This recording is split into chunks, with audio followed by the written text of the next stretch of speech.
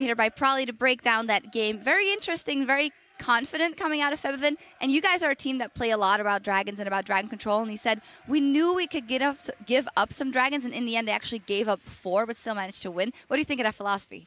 That was actually one that we had for a really long time. If you watched our first 3 weeks, we weren't really good at dragon at all. That's like a recent improvement with the team.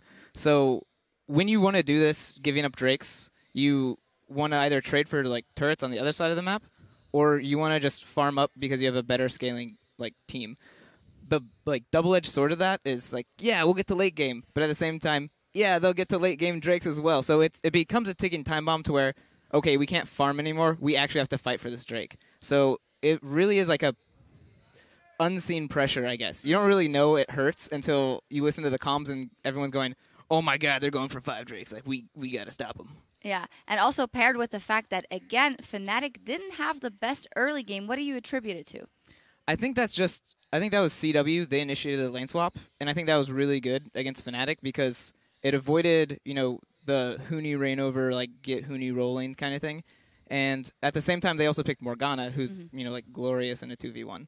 So I think CW just played the early game really well. And you could see Fnatic's mid game was kind of shaky. The game went to either side because Fnatic's not used to not having that early game lead on Huni where he can just rumble and kill people. He got haunting guys and needlessly large rod and skipped the double pin, which is normally Rumble's early power spike. So their fights for a while were kind of iffy because they're not used to not having that power early. And a central element in those, we saw a Zillion pick here coming out, but I didn't really see it used to much effectiveness by Unlimited. Yeah, I think it was actually just a mechanical misplay on Unlimited's part. I think his positioning was a bit off, and the communication on Zillion ult is really hard to get through. Telling your team, go die, is not a thing. You never say that unless you have Zillion. So I could see him, ult Young Buck and say, Young Buck, go die, go die. And Young Buck's like, nah, I'm leaving. You're not catching me, no. Yeah, so running into my it's really hard to kind of get used to that thing. It does take a lot of practice to get there. What do we take away from this in terms of Fnatic? We saw that sometimes they're vulnerable in the early game, and it happened again. Surely that's going to come and bite them in the back later on. Yeah, I think this is, I almost feel like it's Fnatic being stubborn and going oh, we can play all these other comps. But I don't see the point in doing that.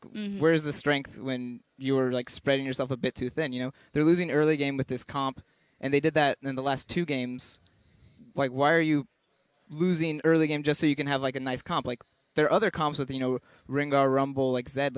Those were great comps, and they would win early game with it. That's so much easier than this lose early and win late kind of style. I almost feel like we kept saying, oh my god, that they only play one style, though they play it well, and they might have listened. I mean, I don't want to say that. Something very interesting at the end of the game I just want to touch on is that we saw, so the Copenhagen Wolves lost this game, yet they were in a huddle, and then to sort of talking them up and giving them a little pep talk. Fnatic won this game, and we saw Dalar immediately between Yellow Star and Steelback giving them some kind of pointers of how the game went. I think that's very interesting. What do you prefer? I don't know. I think that's honestly what a coach should do in a winning situation and a losing situation. Yeah, if you're losing, you got to bring the guys up. They have to understand that was one game.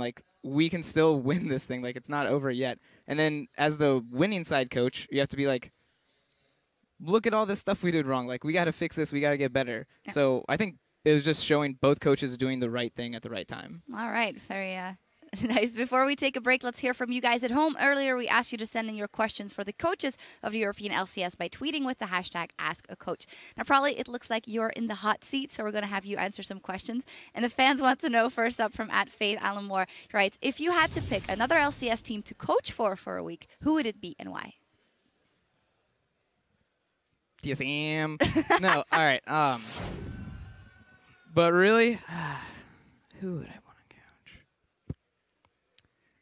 I think SK would actually be really fun to coach. Because if you watch how their early game is, it really is every lane just goes super ham. And that would be really fun to get behind and just to hear how they communicate. Do they tell each other, I'm killing this guy's turrets, high five, me too, buddy. Yeah. How are they talking to each other? I would really like to know that because that's kind of a style I would like to adapt in a way, consistent pressure all along the map. So I'd kind of like to hear their side, how they communicate and do it, or is it just everyone likes to play that way and it works. If you coach them, you would jump up in the standings one as well. For now. That is true. And the second one is from @themadman Asian asks, how do you tell a player he or she is underperforming without hurting them and getting them to improve? Well, it's almost like if you criticize someone, it's like natural for them to be defensive. Like, you're doing that wrong. It's like, nah. But if you sit there and you kind of like talk to them and be like, do you think this was right? Like, would this be better? And like kind of make a think tank with them, then they can kind of like learn what's wrong and right, and kind of they'll also learn the ability to like critically think and fix their own mistakes. Yeah. So I think it's not like tell them they're wrong, but kind of make them see that if they're wrong or right, kind of thing. Explain the reasoning. All right, I like that. It's you to think. That was cool. One last point was sent in by @Cams07, who wants to know: can we discuss all these mid Ezreal picks? And we saw it in this game again. It worked out this time, but double AD always risky. Yes. Ezreal mid is like super fun. I think it's probably the biggest reason. But outside of that, Riot has been destroying a lot of mid laners. Like that whole DFG being gone actually made Ezreal a lot better. And then in this game, it was against LeBlanc, which is a really good matchup for Ezreal. Because, LeBlanc Qs you, and then you E as she Ws in. And now you out-traded the LeBlanc. So it was just a good matchup for Ezreal. And then overall, he's pretty safe. And like Fabivan said, the Muramana Trinity Force basically builds at the same time and spikes at like 22, 25 minutes. And that's just like so much power. So it's like, it's a good feeling like to have that pokey champion. All right, so we might be seeing it a lot more. Thank you for tweeting those in. Keep sending your questions at LL Esports with the hashtag #AskACoach, and we'll answer a few more later in the day. Coming up next in just a few minutes is a clash between two teams of LCS veterans that will put Element's new roster really to the test. We'll be back to cover all the action in just 3.5. How about a little Fnatic versus Copenhagen Wolves? Starting right now. Takes him down, and Rainover isolated after the fact. Throw down the equalizer, but there are way too many members of the Wolves here. They're going to pull Yellow Star back. Will they throw him back in? Yes, they do, but steal back. He's going down, and Freeze cashes in big. 2K. Okay. 2K. Go. Kill them all! Kill them! Nice. But all of a sudden, Airwalks and Soren are there. The Assault and Battery on to steal back. The Whirling Death comes through. Airwalks going down, but they've got the Chrono Shift on him. Soren is actually going to fall. GG comes in. Fnatic take the win.